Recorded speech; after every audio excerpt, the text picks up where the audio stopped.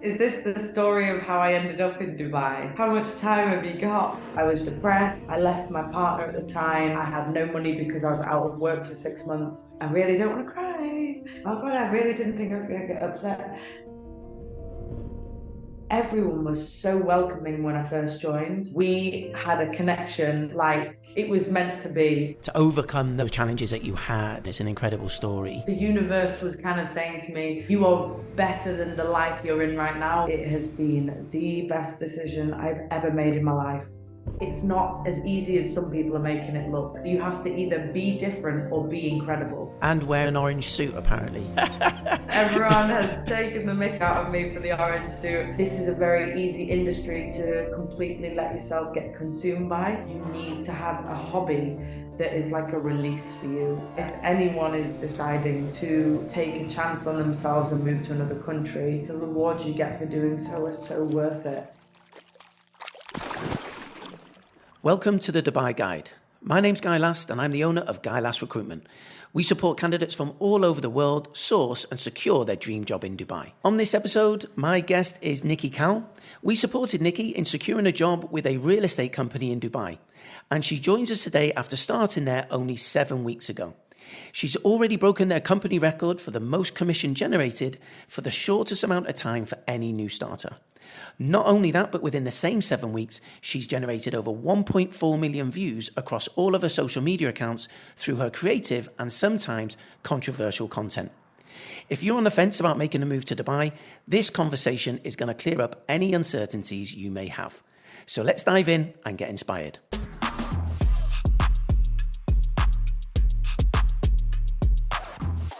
Let's talk about where you are today. So, where have you woken up today? What have you done this morning? And what's going on this week? Okay, well, today has been a very slow morning for me. I usually get up very, very early, so I got up a little bit later than usual today. I did my morning cardio. At the moment, I can go into this another time. It's completely off topic, but I'm currently on prep. I compete in the WNBF UAE show in August, so like I'm trying to stay on top of my routine with work and training. So I slept in a little bit, still did my cardio, was in a bit of a rush getting ready for work, and then I drove to, and there's an office on Palm Jumeirah where NIKKI'S let you apply for like a security pass to do certain viewings within Shoreline. Some people listening to this will be like, I have no idea what she just said. But they will do one day. Yeah. I had to go and I had to go into an office in Palm Jumeirah pretty much, take my Emirates ID and have them issue me a pass that will let me do viewings on a particular building for the next 3 days. And then I have to have another pass reissued. This isn't always the case with various properties and apartments. It's usually very easy to have access. Landlords will give you keys or cards or leave the door open, it's usually easy. But this one particular building, the security is super tight. So I've had to do that this morning. And then I came into the office, did some work, had a meeting. I've made sure I had no viewings today because I've booked them out for Wednesday and Thursday, because if I've realized if I do viewings every single day, it burns me out really quickly. So today is super relaxed, get through my admin, get through calls, get through data. And then tomorrow and Thursday, I've like specifically left for my viewings, because doing them every day, trust me, in this heat and dealing with so many people during the day can be a real energy drain. So yeah, I mean, this week is good. It's super relaxed. I'm actually really relieved at the moment because I had my first big breakthrough 2 days ago. I think it was 2 days ago. The time is flying like mad. I'll explain what's happened. So Sure. I've been with the company now 7 weeks, and I was literally, when I first started, I was coming into the office about 8:30 and leaving about 8:30. Like I was really trying. I was here every hour of the day, and I was doing 6-7 days a week. I was really trying, whether I was at home or not, like you just putting so much effort in. And to be honest, I started to feel a dip with, you put so much effort in and you have no idea when your first deals are going to be. You have no idea, you know, when you're going to have that first rental or sale. And I was really starting to lose hope, I'll be honest. But luckily, fortunately, my hard work really paid off. A couple of days ago, I managed to do 3 sales in a 24-hour period, and Wow. I won most commission generated in April for the office, and I got the record for the most amount of commission earned in the shortest period of time by a new starter. So honestly, Wow. I remember breaking Wow. down. I was crying. I cried so much on the way to the office, and it made every second of how difficult this job actually is. It made it all worth it. And I have no idea when my next deals will be. I feel like I've done 100 viewings so far and had no luck with rentals, but I'm still going to try, you know, because when you actually get these deals, it makes it so much, it's so worth every minute of this when it comes through. So that's where I'm currently at. I was nearly, you know, when you invited me onto the podcast last week, I thought, oh my gosh, I've done no deals. I've got nothing to say to these people.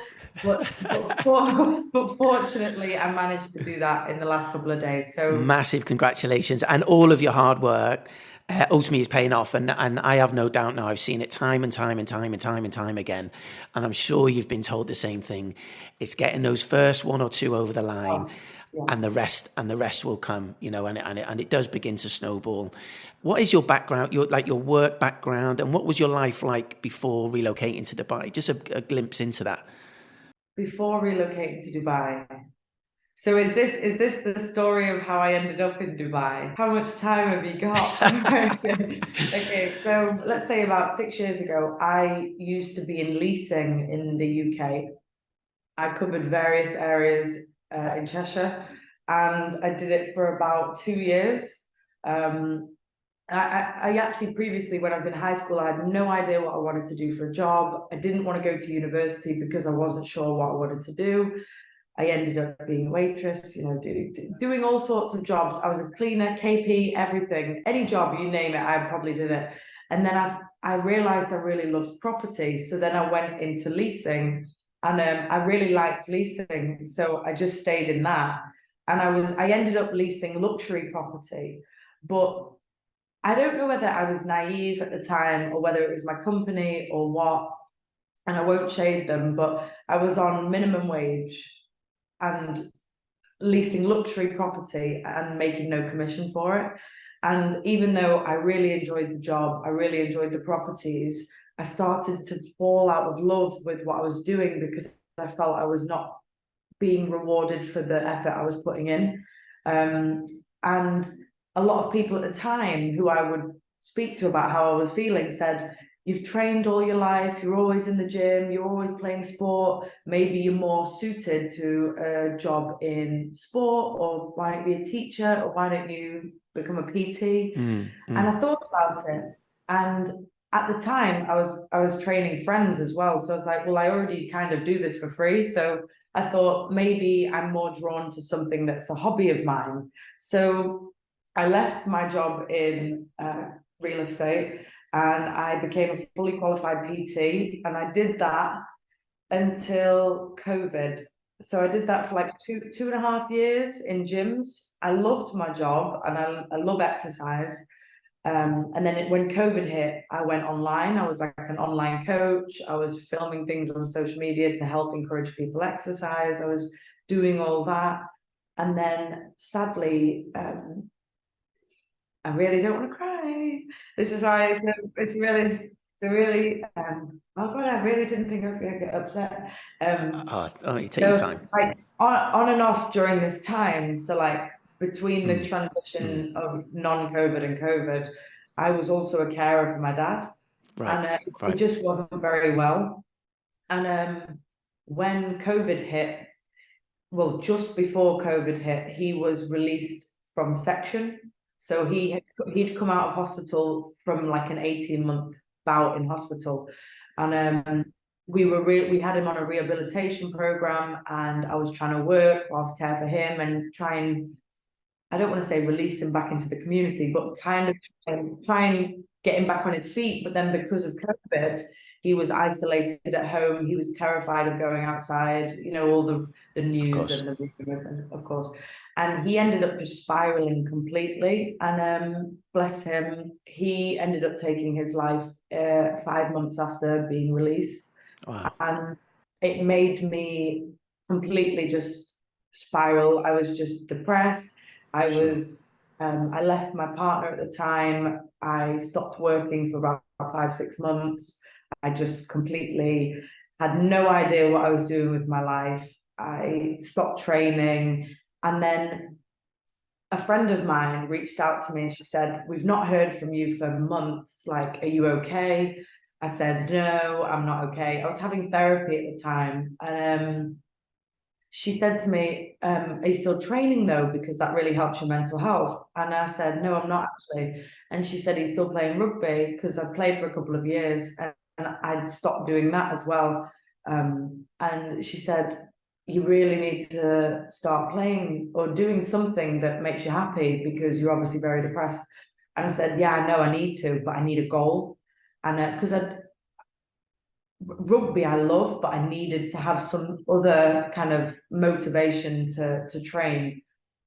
And a friend then passed on my number to a bodybuilding coach, and he reached out to me and he said, "You should do a prep. You should do this off season and then compete." He said, "It gives you a goal, it gives you a date, and we can, you know, it'll encourage you to eat, it'll encourage you to train, it'll encourage you with your supplements and your sleep and tracking everything, and it will give you a focus, because when you're depressed, you procrastinate, you spend a lot of time asleep, you're not focusing on what you're eating, you're not training."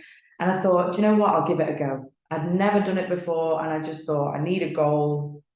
And I couldn't stop thinking about my dad, so I just thought, okay, fine, I'll do it. And it was the best decision I made at the time. It saved my life in more ways than one. And I ended up, it was so crazy. I really believe in the universe and everything's meant to be. I didn't pick my dates for the show. And a year later, I competed, and the last show I did ended up on my dad's birthday, the following year, and I won 3 trophies on that day. Wow. And I just thought, this is like meant to be kind of thing. So when I was going through that, I thought to myself, I feel so much better, clearer headspace. I was having loads of therapy, and I thought, I love training again, but I don't love my job. Like I had fallen out of love with personal training, and my brother owns an interior design company. My family flip property. I'm always surrounded by people talking about property, and obviously I had a background in real estate, and I thought maybe I should give it another go. So I thought, right, okay, I need to make a decision with my life. And I decided, you know, you've only got one life, so I'm going to take a chance on trying to be successful in a new job and try and do my best in a new country with a new rugby club and new goals. And I really, because I was like in and out of a depressive state, I really just wanted to completely change my life to give myself a second chance. And I just decided to apply. So obviously went through Guy Last, I actually applied for 4 different companies, got second interviews for all 4. And then my intuition told me to cancel all of them, but the one from Macomb. Like, I had this intuition. So I actually cancelled all of them, but the second interview from Macomb. And during my second interview with the leasing manager, Chantel, we had a connection like it was meant to be. And we were talking about all sorts of things. And she was like, she was being very professional, but I knew straight away that we were going to gel and that I had got the job, but she didn't want to say it over the interview. Yeah. And I just knew straight away that it was the right decision, and that this was the right time in my life, while I don't have children, to make a big jump like this. So I left my partner. I sold everything. I had to rehome my animals, and I just said, I'm going to take a leap of faith. And while I was going through all of that depressive period, I nearly lost my home. I had no money because I was out of work for 6 months. Like, that partner at the time, who would not have helped me financially, like the whole situation, I was like, if I don't do something now, I have no idea where I'm going to end up. So I took a chance, flew over, and I swear it has been the best decision I've ever made in my life. Like, hands down. And yeah, I was really apprehensive at first, because new country, what are the laws, what can I do, what can't I do?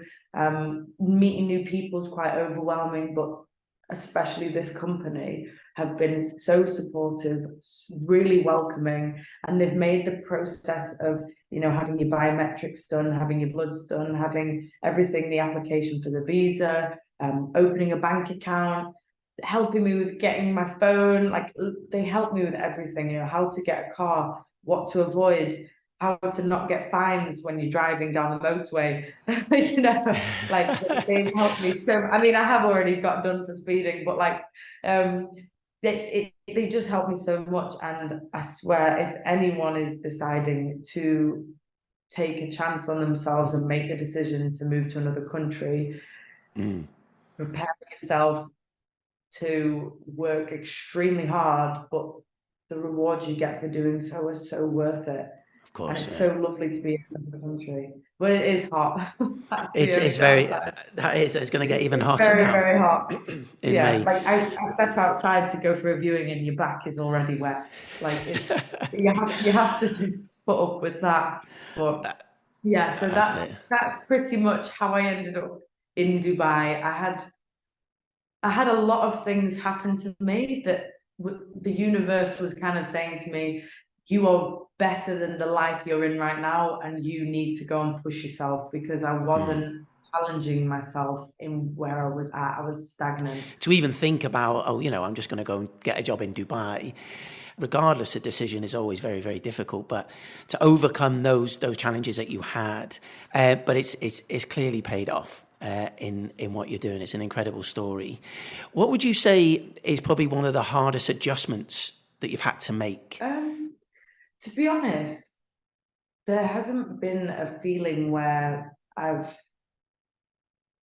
struggled with something. I think adjusting to an office environment has been different for me, because I'm so used to working on a gym floor or from home. So, and obviously I've gone from one industry to the next. And yes, I have a background in working within an office, but I used to spend most of my time driving around listening to music and doing loads of viewings. So realistically, the actual office environment, I actually found it quite exciting, because it felt really new to me, and I'd never cold called in my life. And yeah, I've never done certain things, and I love that it's so overwhelming with information. And like, I think just this whole work environment has been crazy for me, because even though I'm used to like long hours, being in an office for hours is, to be fair, we have the flexibility of going on viewings and working from home or working from other places and going to see our areas. So it's not solely based in the office, but it's different to be surrounded by a vast majority of different cultures and people. And you're doing so many different things that I haven't usually been used to doing. So that has been, I wouldn't say it's been challenging as such, but it's different for sure. Yeah. But regarding my living situation, I have been so fortunate that my sister has lived here for the last couple of years. So I temporarily have been in her second bedroom in her apartment. And fortunately, they gave me the Palm Jumeirah as my specialist area, and my sister lives on the Palm. So that really helps that I'm practically on my doorstep for my area. I'm actually only going to be living with her another 2 weeks, and then I'm going to get my own place. I've been trying to long out the stay as long as possible. Yeah, But of course. appreciate she needs her own space now. She's done me a massive favor. But for people who are moving over who might have to have their own place straight away, just bear in mind you will have to short-term rent until you have your Emirates ID. And Yeah, it varies on how long that can take to process, but of it's course. very straightforward to get somewhere to stay here. And Yeah. I thought I'd be overwhelmed by there's various tests you have to apply for the visa, like the blood test, you have a chest x-ray, and you have the biometrics, and they're in different locations. And I thought I'd be overwhelmed by having to do that. But the support you're given makes that process very straightforward. So I Yeah. actually didn't Yeah. struggle with that either. You do get the right support and advice on, first of all, which company to go and interview with, because the real tricky part is the first few months, with your visa, with your support when you arrive there, where to open up your bank accounts. How was your first couple of weeks then in the office? Okay, so when I flew out here, I said to myself, if I'm gonna take this chance on myself, and I had nothing to lose at the time. I had a little pot of savings that I thought, right, this is my security if I don't make a deal for 4 months. That really helps to have a little bit of savings to cover your back. But I thought, if I'm going to do this, I'm going to do this all guns blazing. I'm going to put all my hours and energy into this. And I have to do mad things on social media to gain somewhat of a following and to generate leads and interest and people wanting to purchase off me in Dubai. I'm going to do it. And I really have a thick skin as well. So if you are going to market yourself and your brand on social media, you have to be prepared for people commenting not the nicest of things, or people in the office potentially maybe having some sort of tension there because you're putting all your energy into really trying, and you start succeeding from it. You've got to have a thick skin with what comes with that. Have you experienced like negative? Probably all my life, yeah. Yeah, All your probably life, yeah. all my life. The thing is, I've always been a character where I'll always do what feels right for me and what makes me happy and what I think is helping other people. And sometimes if you do well in certain areas, other people won't like that. Or Of course. like it varies in what industry you're in and what you're doing, but I think social media is not the nicest of places sometimes, even if you are providing just fun content or information. There's always going to be people or comments that don't have your best interest, and you just have to take everything with a pinch of salt and not take anything personally. You just have to keep posting content and keep branding and marketing yourself. And it's not the easiest thing to do, but you just have to detach from the negative and just solely focus on the positive. And sometimes you have to, me and my content team, sometimes we think of controversial things to post just to generate and leverage more interaction and people talking. And it might not always be people talking about good things, but like we are being careful with what we're doing, but we're doing it in a way that is supposed to be proactive and to generate. And to be honest, what we're doing has done exactly that. So we're just gonna see how that goes. But regarding your question, the first couple of weeks, I prioritized making sure I was settled with my hobbies first. I think people, a big thing I think is very important is if you are in a job like this, you need to have a hobby that is like a release for you, where you can do something you enjoy, whether it's painting or writing or dancing or exercising, or some form of hobby that you can do around work that will keep your mental health, it will keep your physical well-being, it will keep you it will like clear your mind from the stress of work. And for me, I played rugby for like 5 years, so that was like a priority for me. So I've now transitioned from 15s to 7s, and I flew to Dubai And the day I landed, I contacted one of the local rugby teams, and they told me, can you start training tomorrow? I turned up the next day, and I got signed to the squad and did 2 tournaments with them to end the season. And they are literally like my best friends now. Like, it was the best thing. So I think if you've got a hobby, it really helps if you're trying to socialize. As soon as you fly to Dubai, let's say you like dancing, join a dance class. If you like training in the gym, join a gym. Research things around your hobbies so that you know what you're going to do when you arrive, because it has been a blessing to play rugby whilst I've been working and to be training in the gym. Like, those are my 2 things that keep me sane. So, and it helps to have that around work, because this is a very easy industry to completely let yourself get consumed by, because you're answering the phone late at night, you're answering, you're doing work throughout the day, you're working on the weekends. Like, it can take over your life. So make sure you prioritize like little fragments of each day to your well-being, your self-care, to switching off, to exercising. I am very, very pernickety about that, because otherwise I will spiral, and I'm sure people are the same.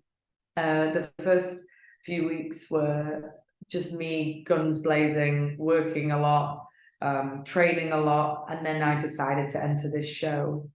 And yeah, and then I don't know, I've just done what feels like a million viewings, and I'm struggling with rentals, but I'm gonna just keep trying. Like, you have no idea when your first rental is going to be, or your first sale, and it depends on your area. Some people's areas, the rentals are crazy high and the turnover's high. For Palm Jumeirah, it's not as high. It's very difficult, because I have one couple that I've seen 21 different units with, and they still can't decide. And I'm like, don't worry, let's see more. Like, it's just crazy.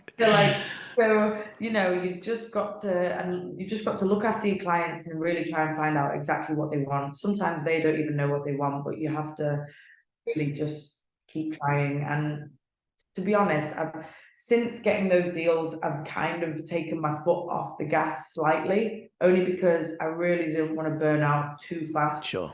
Yeah. So I've allowed myself Sundays now where I completely switch off, because before I just wasn't having any time to switch off. So now Sundays are like my complete day of, please don't call me. But I'll still try. But I think I'm trying to do this in a way where balance is essential, and I think everyone should consider that. So yeah. Well, that's the thing. You want to sustain it as well, don't you? Right? You Yeah, don't just want the quick wins. And we all know, and I'm sure you've met agents now that have been working in Dubai 5, 6, 7 years.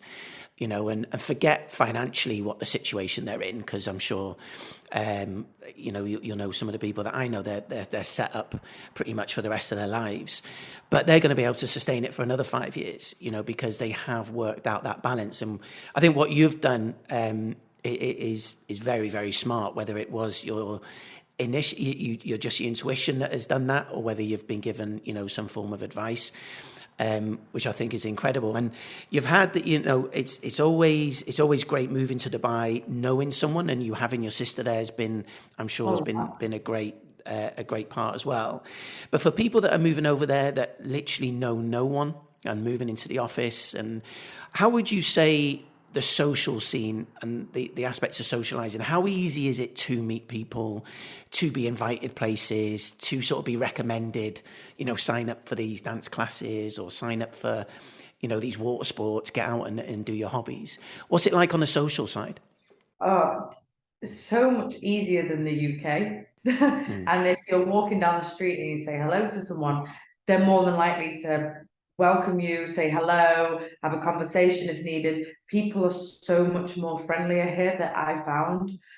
In the UK, it's quite a closed off energy, or at least I feel so. Here, you could literally contact a random dance club or a gym or a rugby team, and they are so welcoming to new people. They understand what it's like to be an expat moving over. They understand if you don't know anyone. I also thought it'd be worth mentioning, I am a part of a few Facebook groups that I found for various areas. I don't comment in these groups, but it's just, I don't even know why I'm a part of them. I think I added myself into them in case people were looking for property, because they talk within each other. And people comment, "Hi girls, I'm new to the area. I don't know anyone.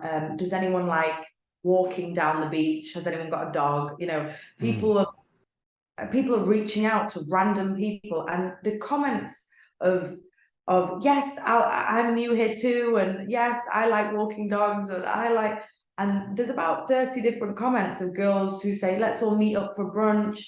And I don't know if there's group chats like that for guys, but everyone's in the same boat. And in a work environment, everyone was so welcoming when I first joined, and you start to gel with people, especially the ones you sat around.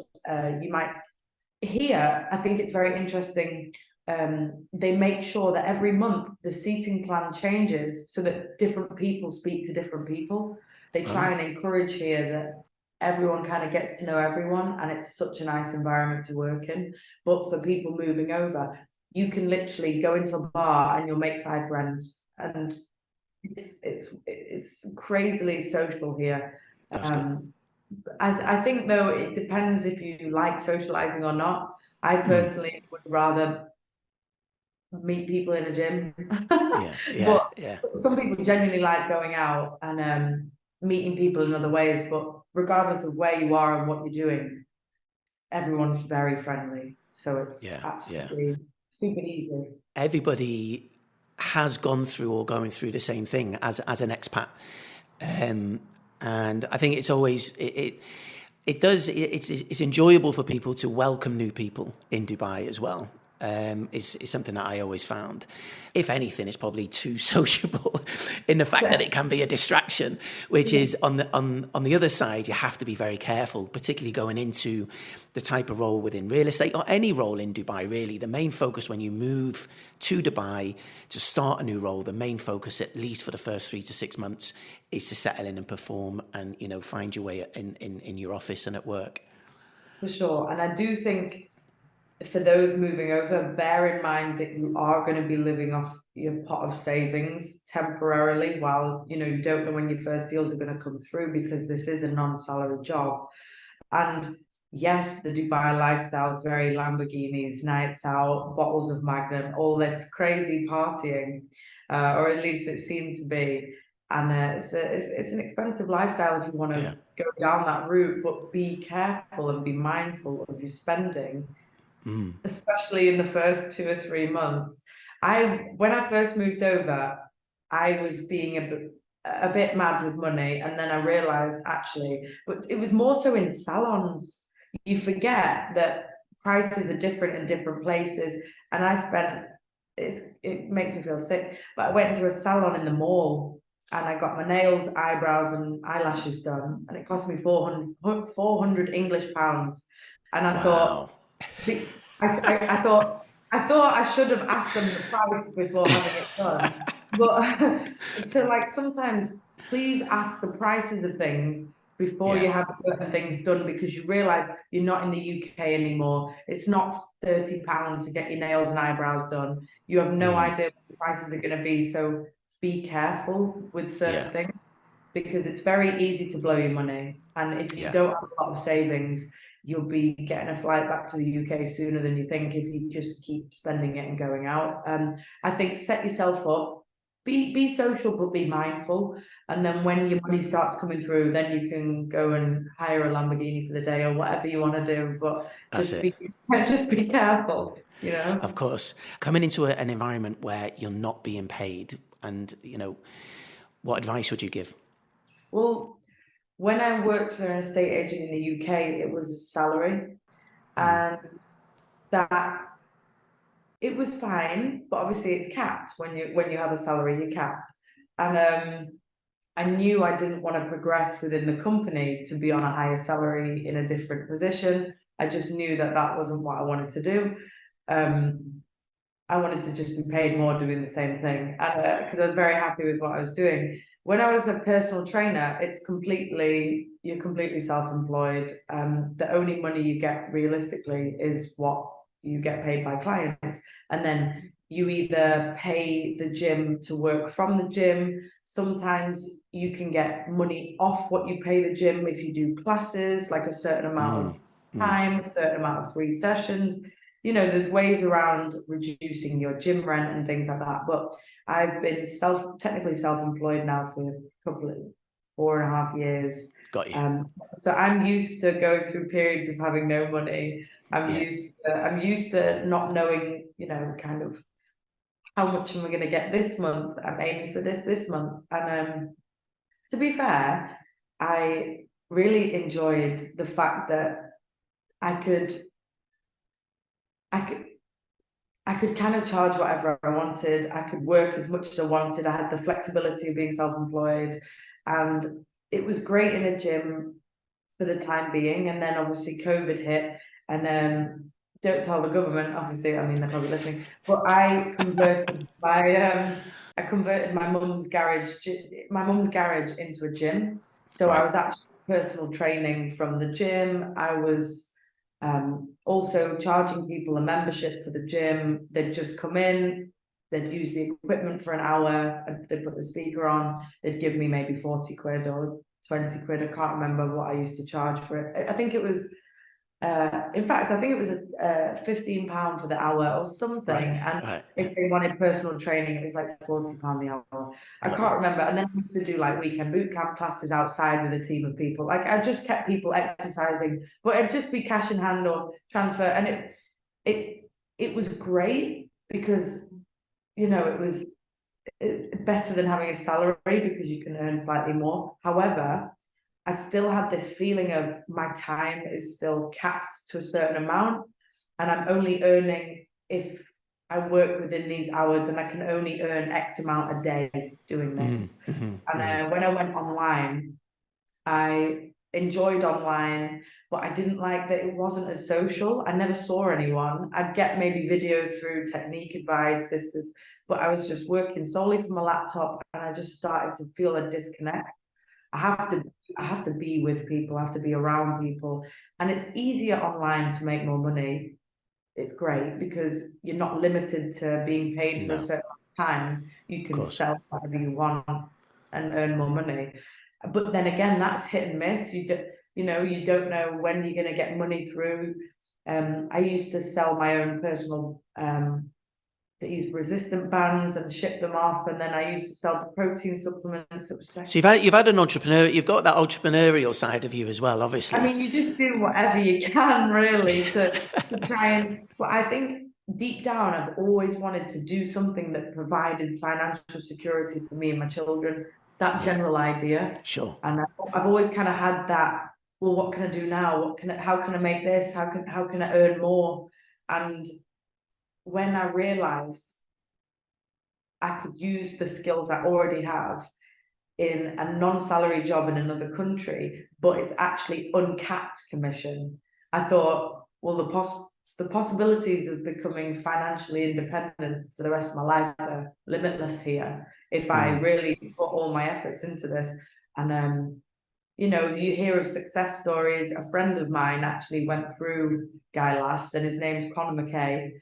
And he obviously was very successful in real estate. And when I was following him and what he was going through, I thought, imagine if I could do something like that. Or imagine if it can happen for him, it can happen for me, it can happen for anyone.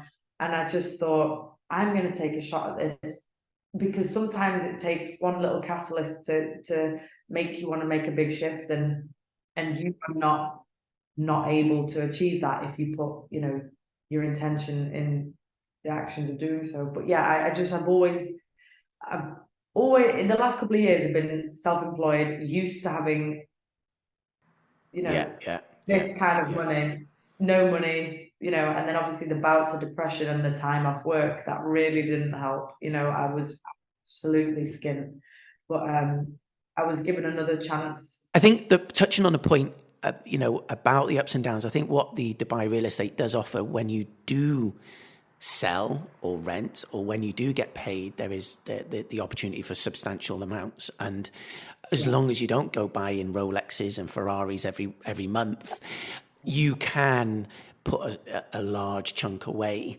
and have that consistent level of earnings over the 12 months. And I think people should consider as well. I mean, not everyone will want to do this, but people should also consider, if they do end up getting substantial amounts of money, they should invest it. And here is an amazing place to invest because it's tax-free. So, you know, there's some crazy high ROI here, and you can get capital appreciation on properties. And for me personally, like, I know I'm going to invest in certain things here, and you can, if you're careful with your money and you put it in the right places, you can become very, very successful here. But you have to make sure you're careful, like you've been saying. Just be careful not to get the Rolexes now, like get them later if needed, you know. With the particular role being in commission only, and and obviously we've come to learn, the type of personality that you and the determination and things that you have. Do you think there is a particular personality that you need to have? You'd be surprised. I think a lot of people would assume that you have to be a very confident, ballsy character, full of life and energy all the time, and the loudest person in the room. And it's absolutely not the case. Especially, I would use our office, for example. Some of the quietest people in this office, who like to keep themselves to themselves, who are very, very timid, very shy, very lovely, have achieved some of the highest deals, record breaking in this office, like crazy. Like, she'll kill me for saying this, but there's a very quiet, lovely lady here who kept a deal very, very quiet because she doesn't like fuss. She's not interested. She just wanted to work hard. She just wanted to help some people. And she set the record for the highest, I think it was the most expensive sale of the company. And they rang the bell, and she was like, no, no, no. But you can be this kind of person and get the most expensive sale, for the whole entire history of a company. Or you could be someone like me who's super loud, crazy, loves doing mad things on social media, and is also successful. Or you could be in the middle. Everyone here is completely different, completely. There's no two people the same here, and I love it because it's such a mix of personality, but everyone bounces off each other, and everyone learns from different personalities, and it helps. It sometimes when I'm around quieter people, it helps me be a bit quieter because I'm practically ADHD, and then if I'm around the quieter people, it brings out a confidence in them that maybe they wouldn't have previously had, and it might have helped them. But everyone kind of bounces off each other, and there's a guy here who is the most successful person in rentals, and just from how he looks, you would never assume. Very, very quiet, just that kind of guy, but super, super good at what he does. So it really doesn't matter what you like or what your personality is like, because you're going to use your strengths to your advantage anyway. So yeah. Some of the most successful people I know just are the ones that sit at the back of the room. They just don't. And it's good, and I'm glad that you've touched on that, because it's good for anybody that's looking to go over to Dubai. And it doesn't necessarily have to be within real estate, but let's take real estate as a career. You don't have to be, the loudest person in the room. And it is suitable for all personalities. And the biggest thing in real estate as well, which would help anyone, is if you provide a good service for a client, whether you leverage social media or not. If you do well for a client, they will tell their family, they will tell their friends, they will promote you anyway. So if you do not want to use social media or LinkedIn or any form of online marketing for yourself, you as a human will be your own marketing. Word of mouth is magic. And if you could be incredible on social media, but an awful, horrible person in real life, and no one's going to want to pass on you as a person to other people. So people shouldn't be overwhelmed thinking, I need to have a big social media following, I need to do this, I need to do that, but I'm very shy. You can still have a very successful career in real estate, even if that's not your personality. Like, I work quite closely with a girl who's in specializing in downtown. She's very, very quiet. She's a gorgeous human, and she doesn't really want to use social media to leverage herself. But she's like, how can I get more leads if I'm not using social media? So instead of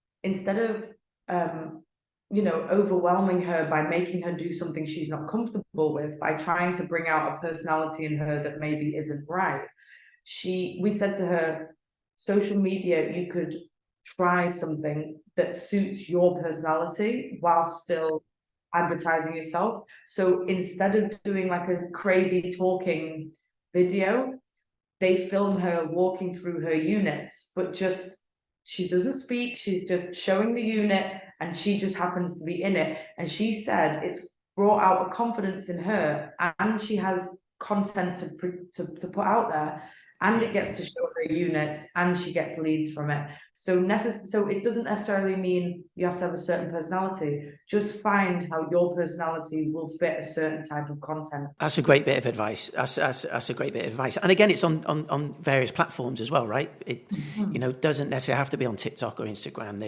There's a more formal, like your LinkedIn. It just depends as well what you enjoy doing. Like, I think if you're doing anything that you don't enjoy, then why are you doing it? Like for me, for example, I love waiting for the day where we do our filming, and I can just think of any mad idea, and we can just do something crazy to try and generate some sort of, while still trying to provide some information on Dubai and real estate, and do something a bit fun. And I genuinely enjoy doing that, whether it's useful for people or not. It won't resonate with everyone, but I think that people need to bear in mind as well that not everyone is going to move over to Dubai and be successful.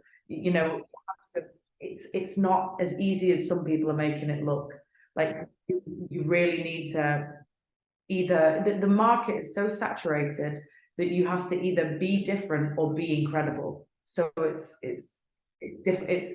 not easy. So just, I know there's the real estate dream in Dubai, there's tax-free luxury, earn loads of money kind of facade, but I mean, don't get me wrong, it's possible. It's absolutely possible.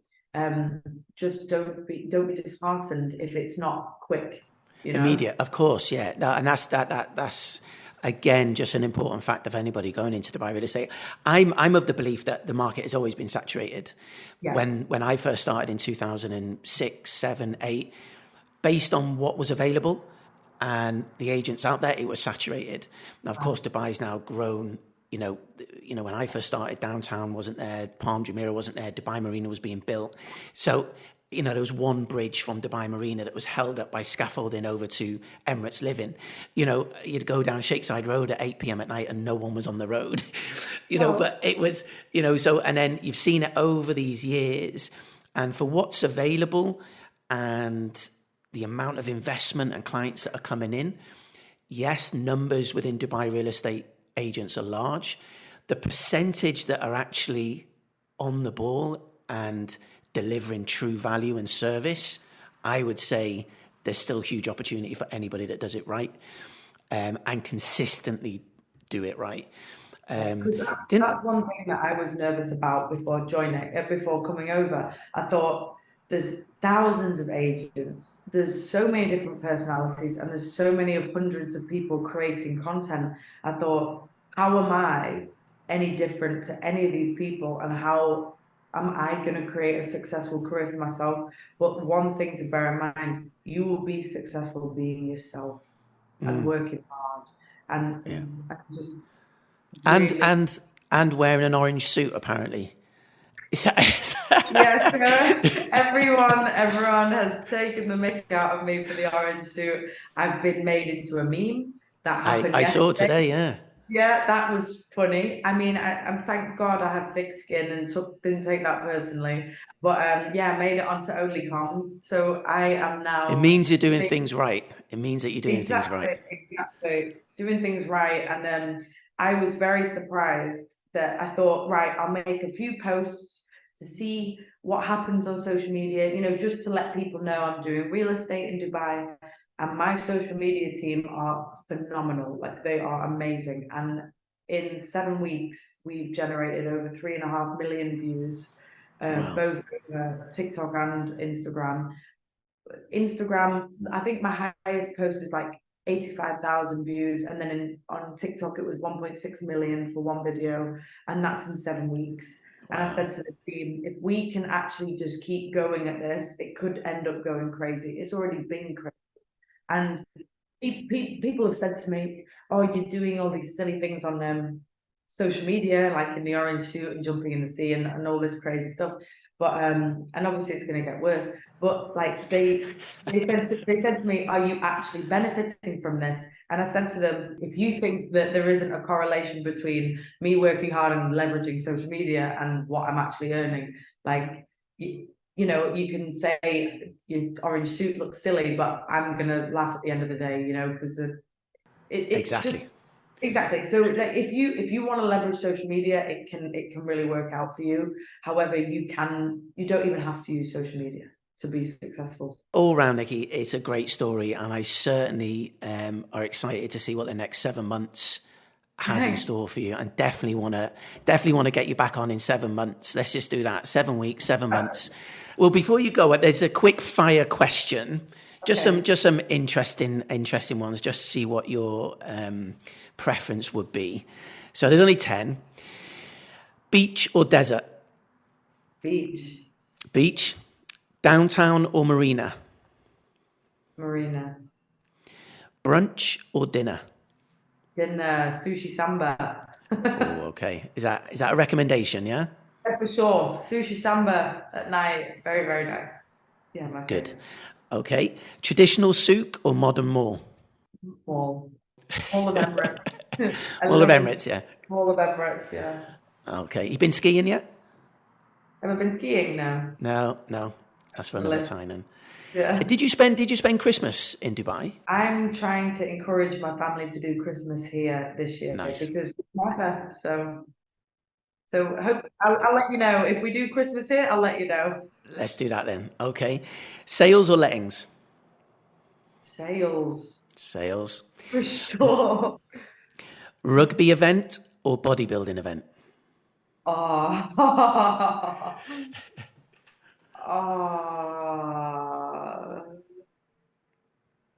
I love them both.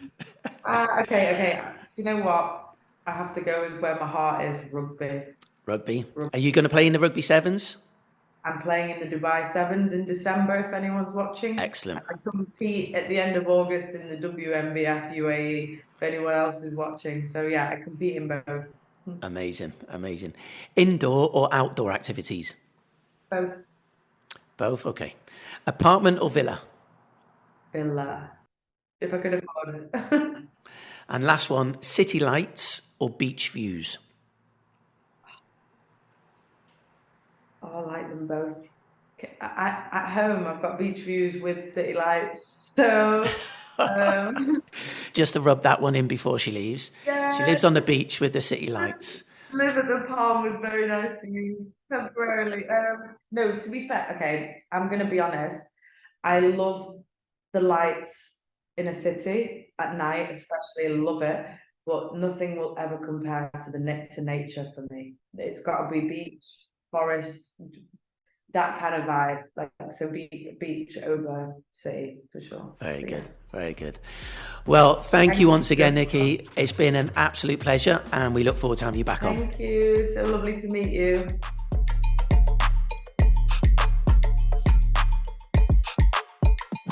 I just want to take this moment to say thank you for joining. I hope the conversation with Nikki brought value and insight, and maybe help you make the decision to take the jump yourself.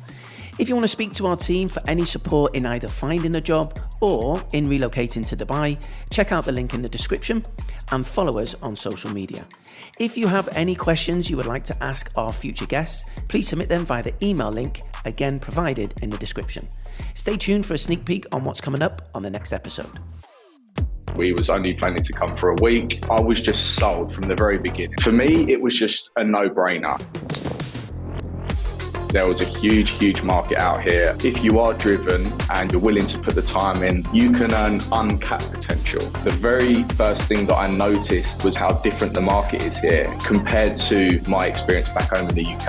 I actually had to unlearn a few habits that I had. And would you say you've kept a work-lifestyle balance? You've got to earn that. I do love a good boat party. They are fantastic. The Abu Dhabi F1, it was the best weekend I've had in Dubai on both occasions. You were recently on a BBC documentary. There's a show that is called The Dubai Hustle, and the situation that was filmed in that show was completely legitimate. That was my very first sort of real in-depth negotiation. That's additional pressure as well then. It is, yeah. When people say it is the land of opportunity, being in Dubai, they're not mistaken. It's broadened my horizons a huge amount, and it sort of opened my eye up to there's a whole big wide world out there if you can go and get it.